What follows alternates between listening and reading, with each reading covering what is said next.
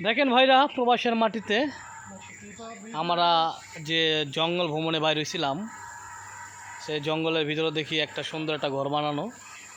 এখানে আমাদের দুই ভাই বাদার রেস্ট করতেছে। আপনাদের দেখাইতেছি ঘরটা খুব সুন্দর জঙ্গলের ভিতরে। এটা সেই জায়গাটা যেখানে নিয়মিত বাঘ আসে, সাপ আসে, শিয়াল আসে। তারা ভয়ে উপরে এখানে বিশ্রাম করে, অনেক সময় ক্লান্ত হয়ে যায়। সে দুইজন, এটি আমাদের দেশের লোক না, এটি মিয়ানমারের বা থাইল্যান্ডের লোক হইব সম্ভবত। এদের আমরা চিনি না, কিন্তু জঙ্গলে খুঁজতে খুঁজতে এই ঘরটা পাওয়া গেছে।